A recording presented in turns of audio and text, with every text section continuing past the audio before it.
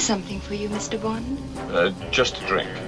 A martini, shaken, not stirred. I admire your luck, Mr. Bond. James Bond. Do you expect me to talk? No, Mr. Bond, I expect you to die.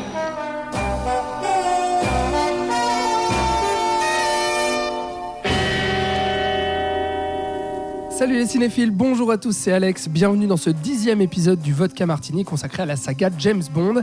Après Timothy Dalton, préparez-vous puisqu'on rentre dans une nouvelle ère et pas la plus glorieuse, celle des années 90 avec un nouvel acteur pour incarner l'agent 007, Pierce Brosnan. Toujours est-il que l'épisode dont on va parler aujourd'hui reste plutôt un bon cru.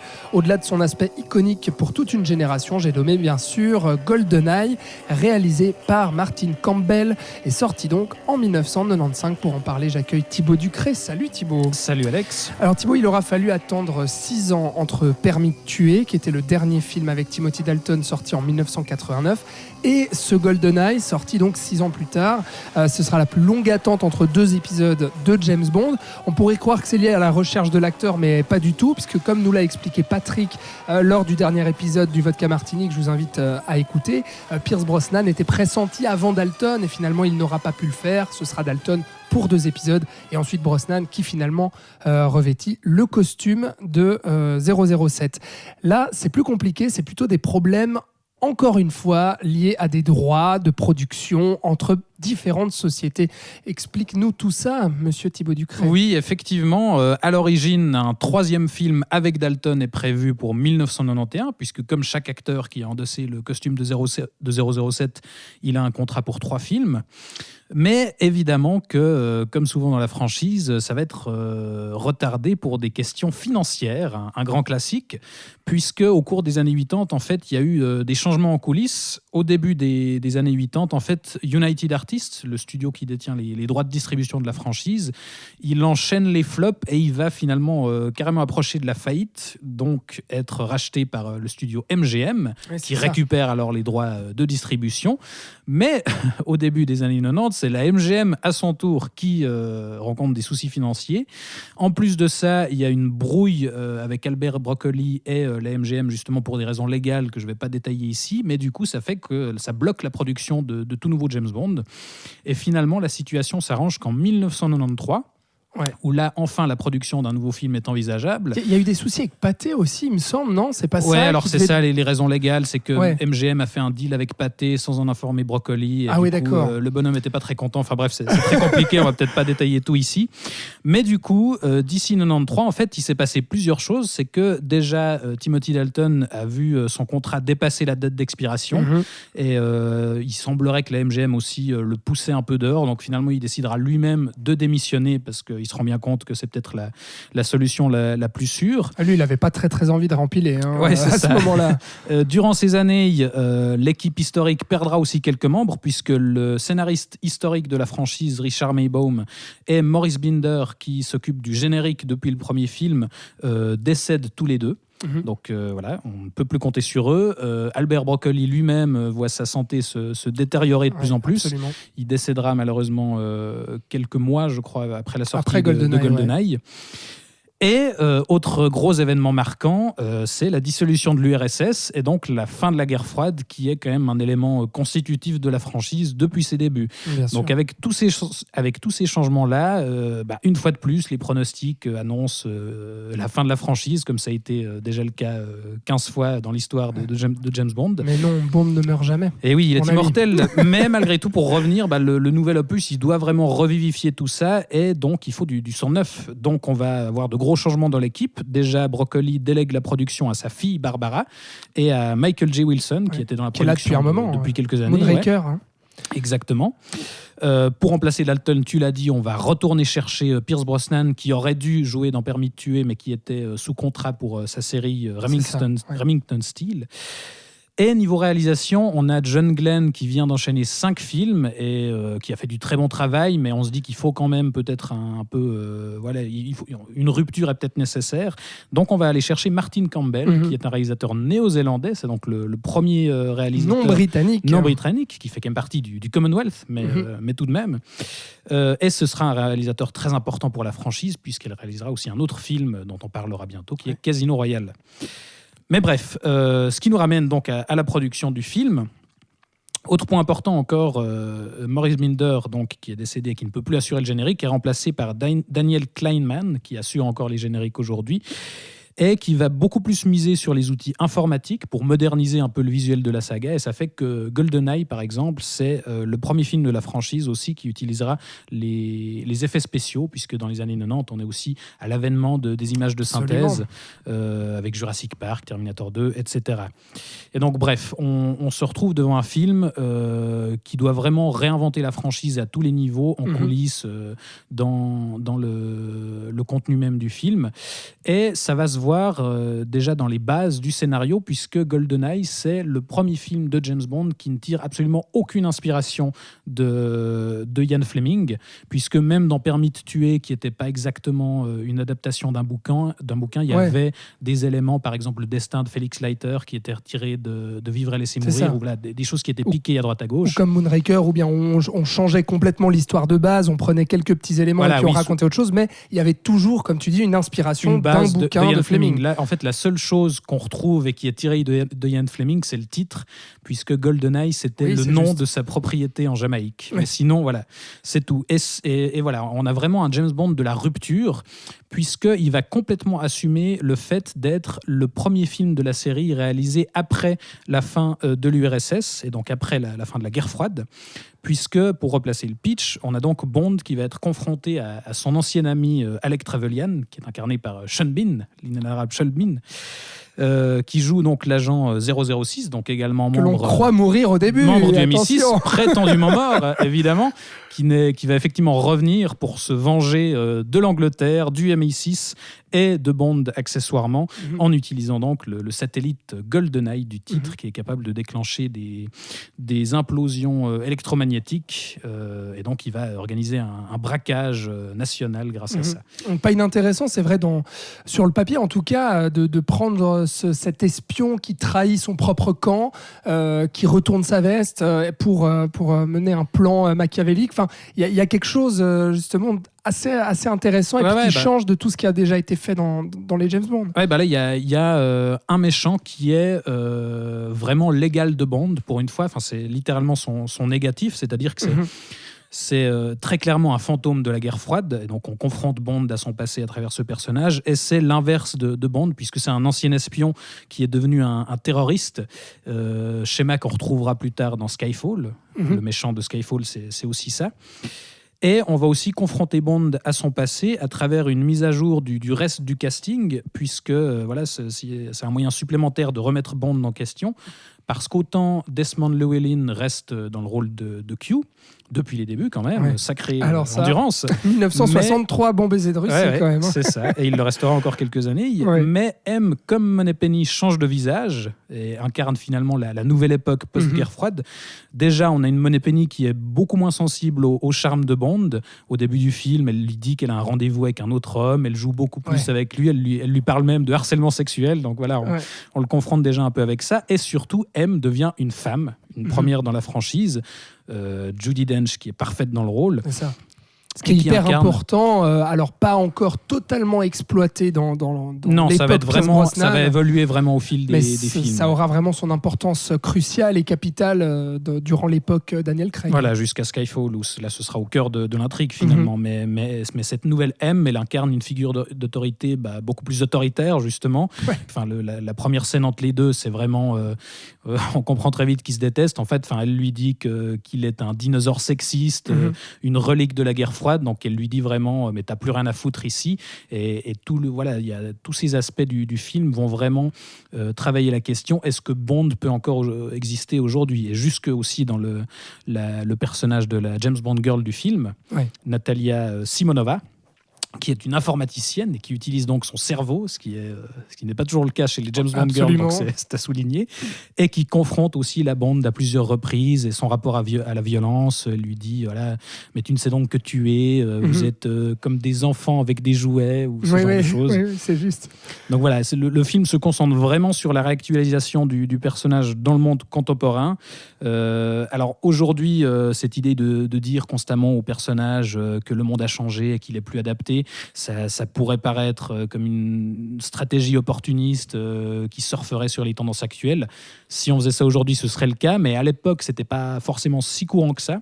Et surtout, c'était très utile pour réactualiser la franchise, parce que la figure de James Bond dans ce film, elle est malmenée, mais elle est jamais humiliée, par exemple, comme ça pourrait être le cas dans certains blockbusters actuels, et comme ça a pu être le cas à la période Roger Moore, par exemple. Avec Sean Connery déjà, et puis avec Roger Moore ensuite. Ouais, exactement. Tout à fait. Et il y a aussi un changement de ton qui est assez important, parce que tu l'as dit, effectivement, un vrai renouveau, une vraie cassure, en tout cas, entre les anciens James Bond, et puis là, avec ce GoldenEye, vraiment, on invente autre chose. Et il y a ce changement de ton par rapport au dernier James Bond avec Timothy Dalton, qui adoptait un ton un peu plus rustre, un peu plus sombre, où on avait un James Bond qui allait aussi, on se souvient, dans Permis de tuer, avec une vendetta personnelle, qui était animée par ça.